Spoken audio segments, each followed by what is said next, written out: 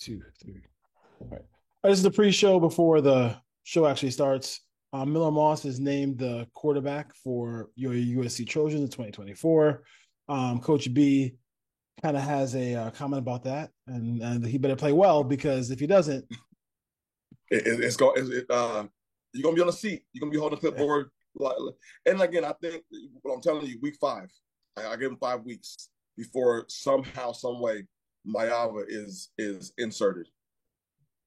and you're saying that for you're saying that for him to be the permanent. I mean, like just off of play or just change of pace, like because obviously, I mean, if Miller Moss is playing well, it's gonna be hard to take him off that spot. But there's a certain level of play that a guy like Riley is used to. Well, right, but you remember when Spencer was playing? Spencer wasn't playing terribly. It's just that Lincoln wasn't getting the level of play, like you said, that he wanted. Yeah. It wasn't terrible. It just wasn't what he wanted. Yeah. So And he inserted Caleb Williams. how that Insert how, legs. how that go? Yeah. Okay. Spencer Rattler seemed to be watching, you know what I mean? And then, Caleb, then they played this 2 quarterback system for a little bit. But I mean, I just think that, like I said, man, like I believe that Lincoln wants a Caleb type of guy. He got spoiled. You know what I mean? Because I equate maybe not on a talent level, because I haven't seen Miller Moss. So I don't want people thinking I'm saying that he's going to be this or he's this in college. Yeah, But athleticism, he's more like Baker Mayfield. yeah, yeah. Athletically, you know what I mean? Not a guy that's going to run out and get you, he's not going to break the game up with his legs, but he's going to be able to move out of the pocket, some athleticism, and he's going to be able to get the ball downfield.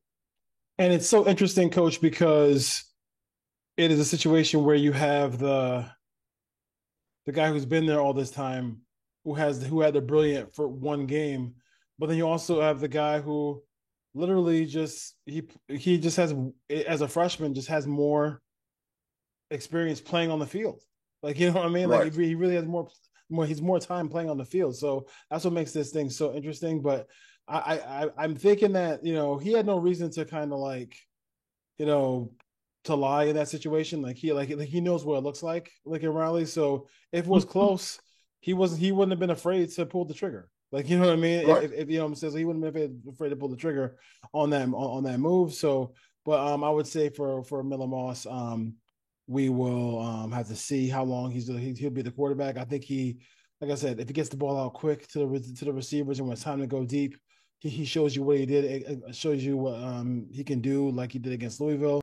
That was a good performance. We got to see if he can back it up and play well against LSU here in the opener. So we'll take a quick break and then we'll come back with the show. Yeah, I mean, I think it means a tremendous amount. It's a tremendous honor. But at the end of the day, I think it's more about what you do with it than just being named the starter. I think obviously it's a good, positive first step, but I think now it's about going and winning football games. Do you take any moment to savor that? I mean, it's hard in what we do to, stop and smell the roses. I mean, obviously, like, it was a goal. Welcome to the Put On Waivers Media Group, home of the Put On Raiders podcast and the Student Body Right podcast. This is your place for the best breakdowns and the best insight for those who fight on and bleed silver and black. Now, here are your hosts, Dwayne Douglas and Ryan Holmes. And welcome, everybody, to the glorious episode of the Student Body Rights USC podcast. I'm your host, Dwayne Douglas, along with Coach B, and we are podcasting on the beautiful shores of the Pacific Ocean. Beautiful day out here in Southern California. PORSPR is my Twitter handle, and Coach B is DVL. What was it? BLU. No. BLU Blue, right? Yeah. BLUE DVL. DVL 21 to 21. So, so we got that as well. So, all right, let's jump into it now. USC is going to be obviously Allegiant Stadium playing LSU. I kind of want to pick your brain here about defensive game plan. So you're playing a team who had some really talented, Brian Thomas, the kid who went to the Giants, who name escaping me right now. Malik Neighbors. Malik Neighbors, who has the potential to be just a great NFL player. Also, they had a Heisman Trophy winner leave as well. What is you have and Garrett Nussmeier, a guy who can sling it, but is young, and experienced. You're coming to his game knowing that you have that young quarterback. You also have a really talented. You're up against a talented offensive line, veteran running backs, all this stuff like that. How would you attack this LSU team right now? Well, I'm gonna make Nuss throw the ball. I'm gonna make him throw the ball. I gotta see it to believe it. I was telling somebody yesterday, you have to understand that Nussmeier is a Brian Kelly type of quarterback. Jaden Daniels wasn't. He wasn't Brian Kelly's type. You know what I mean? If you look at Brian Kelly's type of quarterbacks, they've been pocket passers, statues, guys who the ones he's had success with. You know what I mean? He's had guys who can be mobile, but they weren't successful. The guys who were successful was the guys who can throw it. I'm gonna make this guy have to throw it, right? He's have to beat me through the air because you did lose two prominent receivers. You did lose the quarterback, right? And the mobility there. So I'm gonna blitz. I'm gonna speed him up. I'm gonna make some things happen. And we all know that Lynn likes to blitz already, but I'm gonna have some things exotic for him to speed him up and make him get the ball out of his hands quickly. Because while he has two bookend tackles, two guys probably will go first round between the first, probably be day one, maybe day one, maybe one, day two next in the draft. But the interior isn't as good, right? And if your interior is as good, but that's what we like at, but we can match you with Bear. We can match you with other guys and be able to do things. And if we're blitzing that interior and with Nuss not being mobile, I'm going to make him move off his spots, right? I'm going to make him put the ball in the air. I'm going to dictate where that ball goes. You know what I mean? And then let that defense, who's shown themselves to be very opportunistic at this point, right? Be able to say, okay, we're going to go out here and get interceptions. Because if you get one or two interceptions, that's changing the momentum of the game. Yeah. Especially if you're giving Lincoln Riley an extra possession. You know what I mean? If I give Lincoln extra possession, I'm changing the momentum of the game. So for me, defensively, I may not place a lot of man coverage. I may bracket some things. I'm going to see if your third or fourth receiver can beat me. I want to see how deep that LSU receiver room is. I want to find that out. And I want to find out. We're going to find out real early. I'm taking the run game away. If they begin to, and I was saying this before too, if they're able to run on us, it's going to be a long day for us. Yeah. Because now we have to commit too many more resources into the box. Do you think they would stay patient enough to run the football because they have a rookie, because they have a younger quarterback? Like, he's a guy who is younger. If the running game is popping, it just kind of would make sense to kind of keep that going. But like you said, like, I mean, if the interior isn't to the same level as the tackles, you know, I mean, that's something you want to be able to, you know, if you're USC, you can shoot some of those gaps and get some tackles for loss in this run game. No, absolutely, right? I don't know if they'll be patient, but I know it's going to come a time. I won't say he's going to get impatient, but there's going to come a time where he's going to make plays. Because Nuss has been in the system for 2 years now, right? He was there last year. He's there this year, right? So he's in there. So it's kind of like Miller Moss, right? It's kind of the same thing. It's who's going to execute better. And he's going to have to make some plays. He's going to have to. There's not a lot of tricks to Brian Kelly's offense. Brian Kelly is still very vanilla, very pro style, so not a lot of tricks. Yeah. You know what I mean? And I don't think Nuss can play above the system. I don't think he plays like Jaden Daniels able to play above the system because of his athletic ability. Nuss ain't playing above the system. You also don't have 4-2 guys who run 4-2s on the outside either. So I want to see how deep that LSU receiver room is. If they can run the ball, we are in trouble. Is there a true burner in this LSU wide receiver core, like a guy not that I know of, not to the level of our number one level. So a solid group.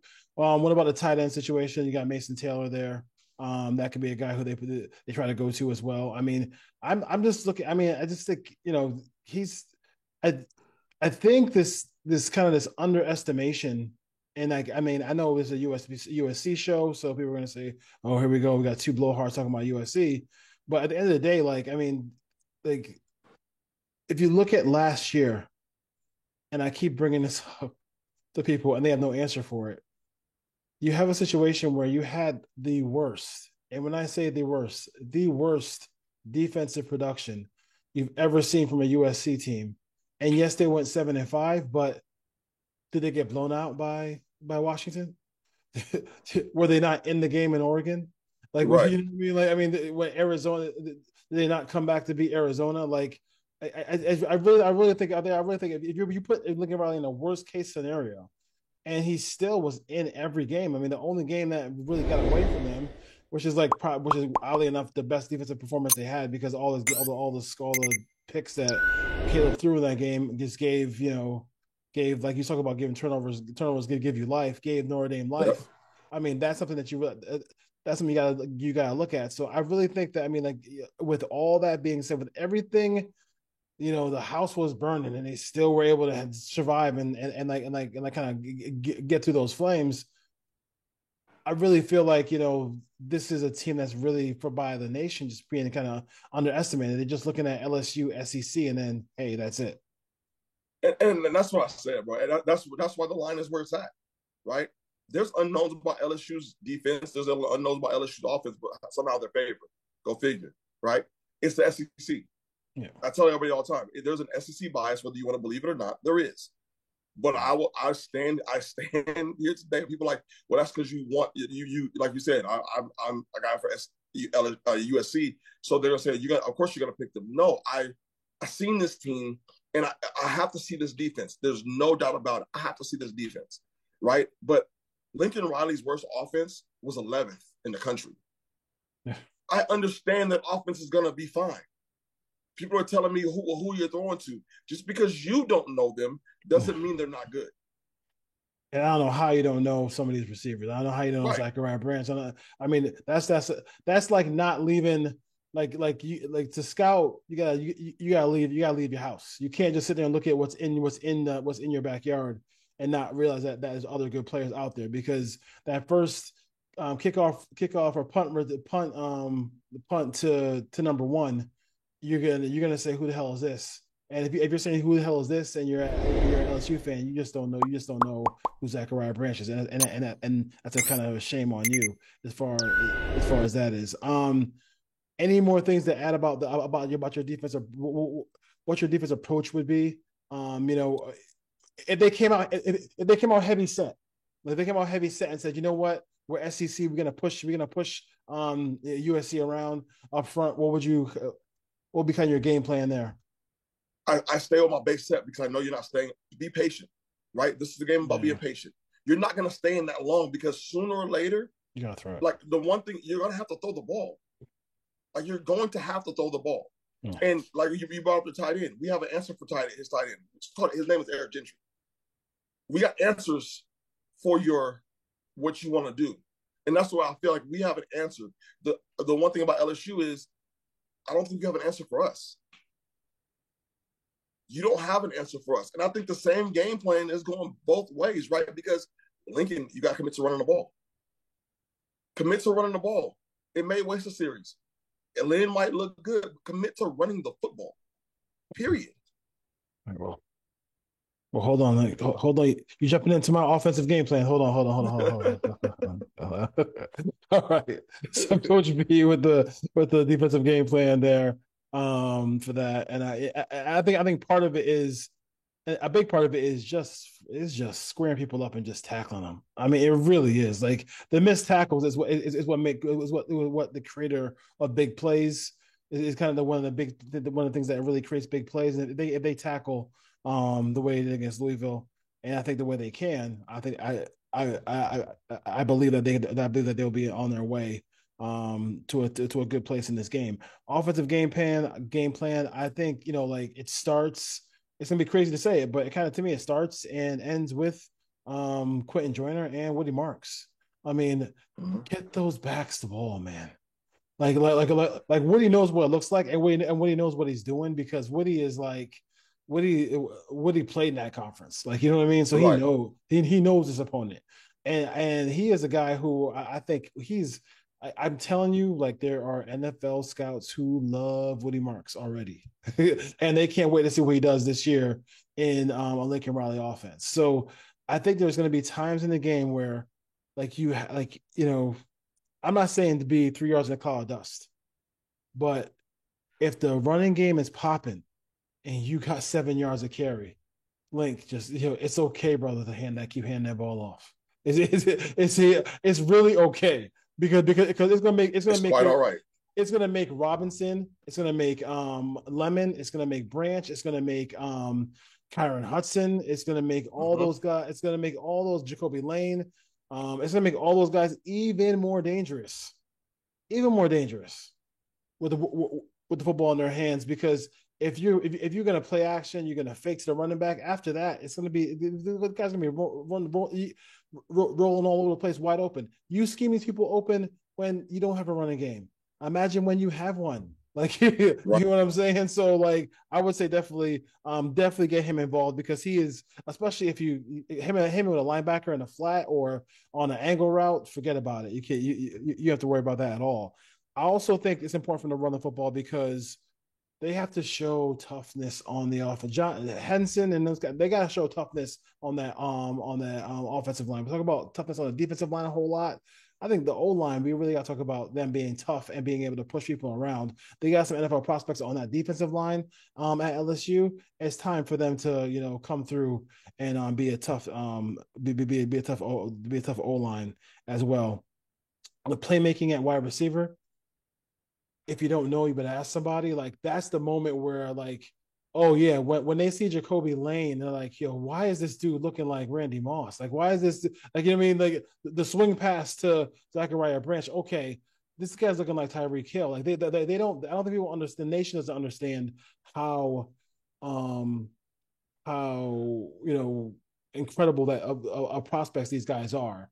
And I think one of the guys who could take this offense to another level is Deuce Robinson going to be that hybrid tight end / wide receiver who mosses people, who's just like, you can't do anything with him in the red zone. Like, those are I saw a couple catches in their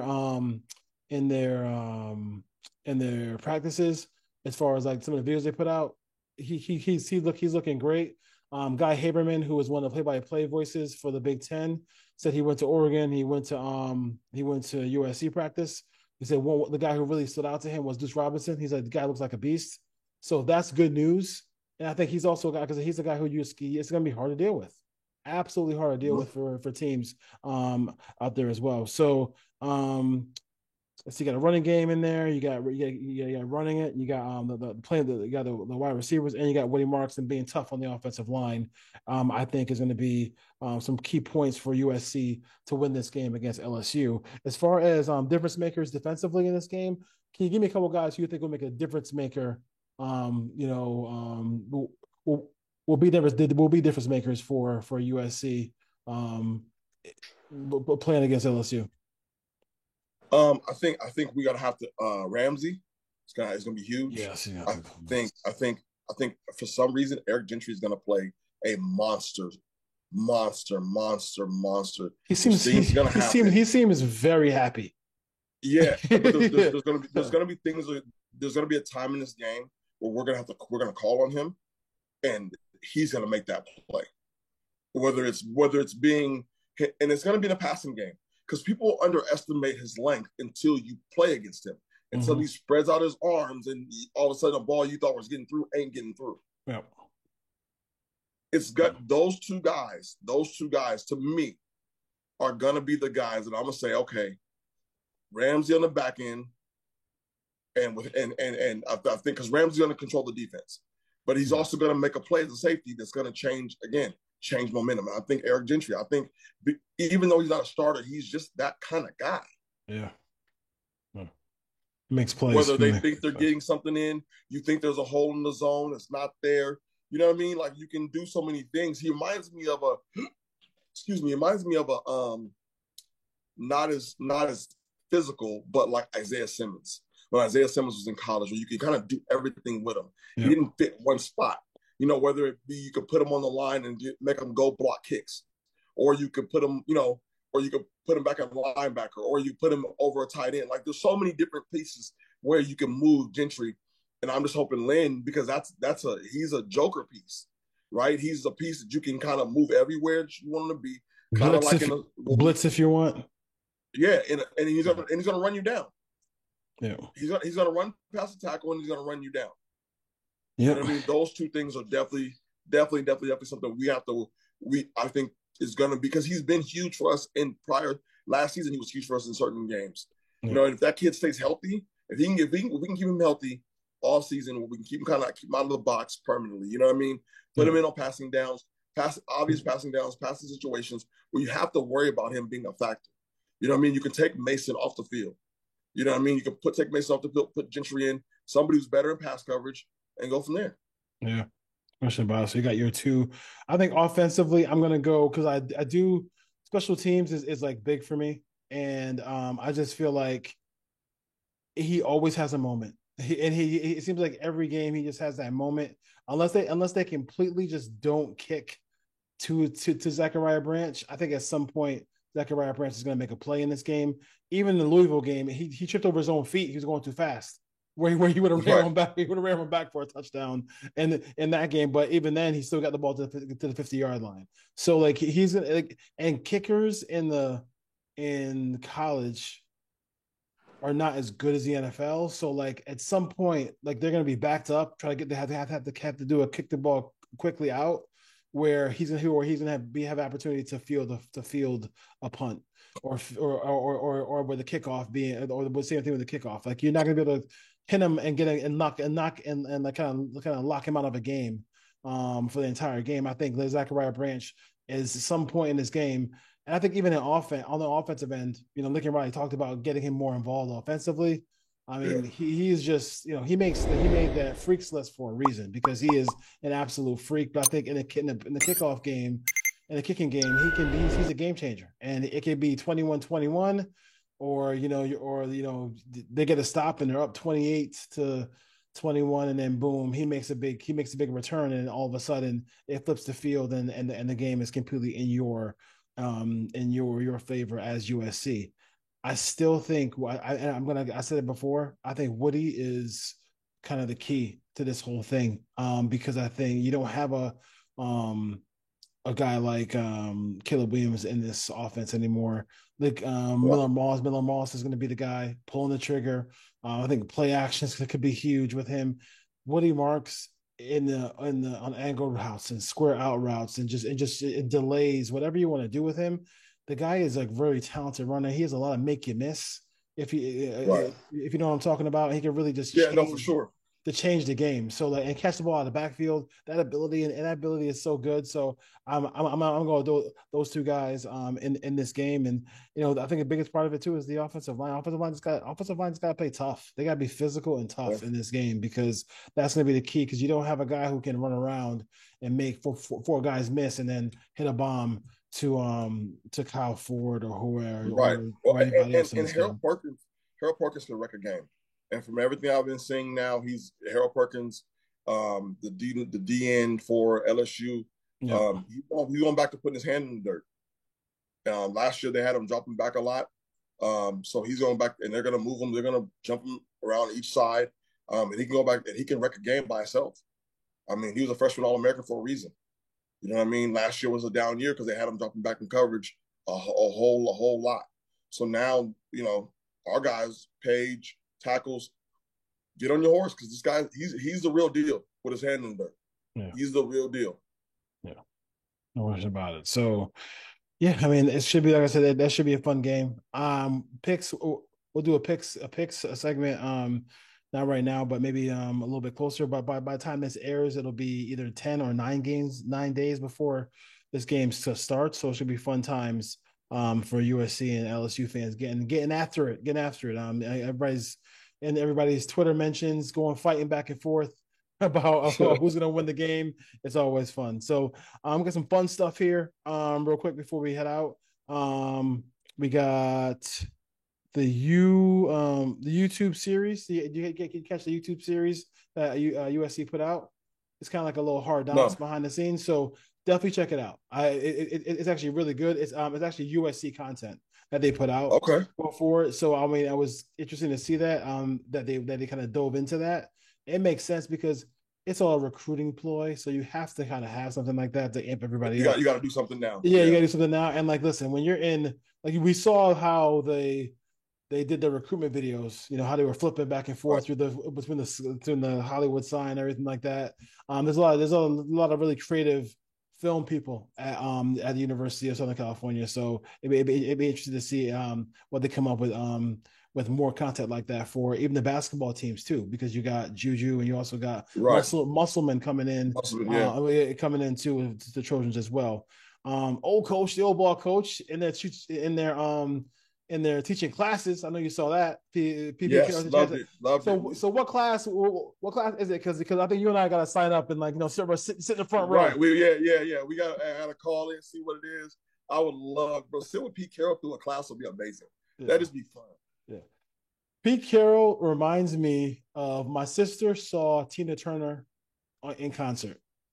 And she said she started her gym membership the day after because she was like, yo, this lady is 63, 62 years old on stage in high heels and tight jeans, running up and down, just dancing her butt off. And she was like, yo, I felt so lazy. I was like, I had to go to the gym. Pete Carroll and that energy. I mean, I'm surprised he doesn't even kind of bite his tongue off the way he chews that gum. But killing the gum. Exactly. I do think it is important too. I think, and I know UCLA is one of our nemesis, but I thought it was really important that when they won it back in the day with Ed O'Bannon and Charles O'Bannon. Okay, let's go grab it. And the one thing that a lot of UCLA coaches did is they would not embrace John Wooden. Really? But Jim Herrick embraced John Wooden. Right. And had John Wooden around and all stuff like that. So Jim Herrick, and so the story, obviously they went to Seattle, they won the whole thing, and they beat I forgot who they beat. Who would they beat that year? But they embraced the old guard, the big champion, John Wooden. I think it's important. I think it's cool that Lincoln Riley is doing the same thing. Like he talked Absolutely. about. I think he talked about, hey, I talk to him all the time. I would love to have him around. I want him here, whether it's actually a real role or just have him around is really important. So I don't know how you feel about that, but I think having Pete around, there can be no negatives about having Pete Carroll around USC program. No, and it can't. And what I love about it is that I think Clay Helton, yes, Lynn Swann, I think they tried to push that out. Yep. I think they've been trying to avoid it for so long. Never embraced it. They tried to avoid it. They never tried to bring it back and say, hey, come in, guys. Like, we needed them because they need to understand what USC is about. They need to understand can you imagine Pete Carroll going into a kid's, having a kid come on a visit? He gets to talk to Pete Carroll, one of those 5-star D-line recruits, because we had D linemen all over the place. Yeah, exactly. Can you imagine that? Like, that would be amazing. And then Pete Carroll also sitting there saying, you know what? We played Eric Henderson all these years. He used to give us hell. You know what I mean?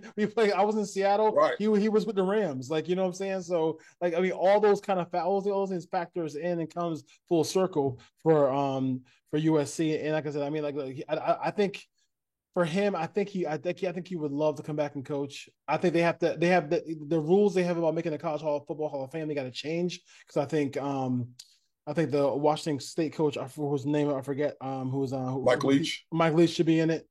And I also think Pete Carroll, who was a little bit short of the quote unquote criteria for being in it as well too. I think it's the wins total that he doesn't have. Well, remember they took his wins. They took that season. They took the wins. So let's see. Come on, we all know how that was. Yeah, And I would say this: you talked about SEC, right? SEC bias. Paul Feinbaum, all these guys, right? Could you imagine a world where USC had players who had that much drama off the field especially with the dangerousness of DUIs, which make no sense because you have an iPhone, you have Lyft, you have Uber. Like, there's no reason to ever get in the car lit. There's no reason to get in the car lit. Right. How come I never see like an investigative Paul Feinbaum or investigative ESPN behind the scenes? Like, what? Like the SEC is just like, they're gonna. Some of these kids are gonna take some poor kid's life away, driving football, driving these cars Well, around. it's already happened. It already happened. Yeah, I mean, it's already happened. So it's like, I mean, like, and then we're just gonna keep hailing them as whatever. We got to start holding that accountable and start talking about it instead of trying to come up with stupid stories about Lincoln Riley just to get on Stephen A. Smith's show. Right. And that's the thing. He's never going to do that. And that's why I always, like I said, we talked about it last time. I found it funny because he's never going to do that. He's never going to do that because he has to stay. Remember, he never talked bad about Saban. Now Kirby is the leader of the SEC. He's never going to talk about it. He's never going to do anything to piss Kirby off. It's never going to happen. You know what I mean? And because remember, where all the DUIs coming out of Georgia. Yep. They didn't talk about him at SEC Media Day. Was there one question about it? No. Can you imagine if that was Lincoln Riley at Big Ten Media? Nonstop. Every question. Every question. And you know what? Rightfully so. Rightfully so. It should. If that happened at SC, rightfully so. No, absolutely, and we would have deserved it. The point is, like you said, it's not equal. It's not even. You're not doing that to them because Paul Feinbaum spends more time talking about Deion and Lincoln Riley. You know what I mean? Like he did last year. What did he do last year around this time? All he could do is talk about Harbaugh. He doesn't talk about anybody in this conference. Yeah, exactly. The protection. He has that. The Captain America shield. He puts SC. He writes SEC on it, and he just flings away any other comments anybody has about that conference. So it's just it's literally, to me, it's like, especially when there's like lives being taken away in the process, or lives taken away in the process, it makes it even high level. Puts the level of disgust at instead of a 7, a 10.5, 11 for as far as I'm concerned, as far as that is. Anything else before we head out? Because we probably got one more show to do before the season starts, full preview, and then we'll talk about who we think was going to win the Big Ten as well too. So we kind of we'll see who's going to be in the top 5 of the Big Ten next show. So because that's all that's going to really matter anyway. Anybody else? Ain't nobody breaking down Northwestern tape. So True. As far as that goes. So anything else before we go? No, sir. All right. USC football is here. So, we're right around the corner. So check it out. Student Body Right USC podcast. We run the yard. So check them out there. As well, check out Coach B there talking about all college football. If you don't know college football, if you're a novice to college football, just listen. But once you get on that stage, just know what you're talking about. That's all I got to say. That's all I got to say. Because they will call you. They will call you out. All right, Coach. Take care. Have a good night. Yes, sir. Fight on. Fight on. Raider fans, Trojan fans, do us a favor. Check out activelyblack.com, one of our sponsors here, activelyblack.com. POR SBR is our Twitter handle, and also we'll get you money off of activelyblack.com. Also, if you want to impress your lady, you got a new girlfriend, you're freshly married, newlyweds, all that stuff like that, a fiance, go to Christine's Beauty Bar. Christine's Beauty Bar, both on Instagram. Both sponsors on Instagram. Check them out. activelyblack.com for leisure wear, for outfits, for active wear. Check them out, and also check out Christine's Beauty Bar. I mean, your significant other will not be disappointed. Not be disappointed at all. So check it out out there. She'll take care of you. And like I said, like I said last time, you can watch the game, send her to Christine, and Christine will, take care of, the facial and all that stuff like that. And you can be, it's a happy world. Like she gets what she wants, you get what you want, and happy wife, happy life. All right, we like that stuff here on the Put On Raiders podcast and the Student Body Right USC podcast. So check us both out. Check them both out, and then also check out our shows for the Raiders and for the Trojans. The season is fast approaching. September 1st for the Trojans and September 8th for the Raiders. So check it out here on the Student Body Right USC podcast and the Put On Raiders podcast. Don't forget activateblack.com and also Christine's Beauty Bar. Peace.